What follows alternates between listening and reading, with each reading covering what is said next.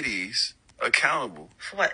For choosing the wrong person in dating. I think that women trust men's personality too much when dating. Because it's like, just because I come off well or I know how to make you smile does not mean that my life is together. I don't think that most women choose ancient men on purpose. And I feel like the easiest way for women to be able to stop dealing with men of a certain caliber or lack thereof is if men are honest about who they are in the beginning and allowing women the real option to choose if I want to deal with the wolf or not. I think that most times men hide themselves as a wolf in sheep's clothing, and then later on you figure out and you find out like things are not exactly what I expected it to be, and in some instances that can be too late.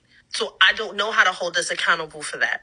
Don't take it seriously. Don't believe anything that comes out of their mouth. And don't have babies with nobody. All right, y'all. Ever. So this video definitely highlights one of the issues that I have been thinking about for a few days now. And it's the fact that we don't hold men responsible for deceit and manipulation as much as they want to hold us responsible for a supposed lack of discernment.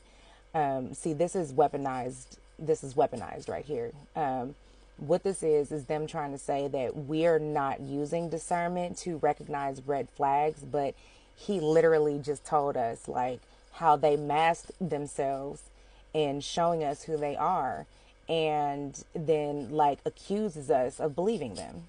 And the young woman on the podcast does a great job in talking about the fact that like we can't trust you, you know, like we can't even believe you after being with you for months or years because you will hide who it is that you are until it's too late. We will have a whole family with you, and then all of a sudden the mask will come off because you will be comfortable and you will believe that you got us, you know, and now we can't go anywhere because we're stuck with you.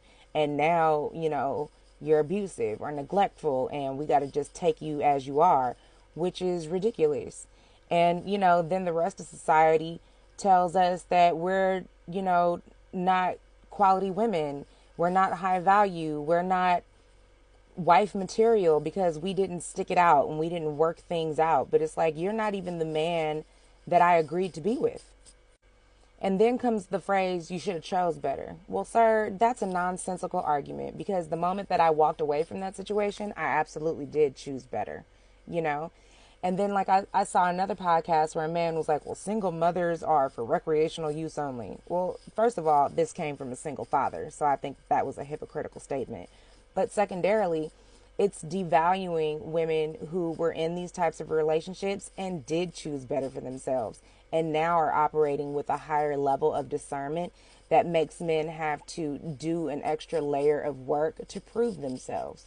And, you know, I saw another podcast, once again with these podcasts, where a man was saying that only lazy men who are not emotionally intelligent want to be with women who are not healed because they don't have to do as much work. You know, the bars in hell, they can just open doors and pull out chairs and, you know, pay on the first date and things like that. And their level of expectation is met. But when you come across a woman who has been through things and who has healed and now has a higher level of expectation, that you can't be lazy in that relationship. And you have to also do work on self. And then you have to do work in the relationship to prove that you are also the type of man worth the effort to be with.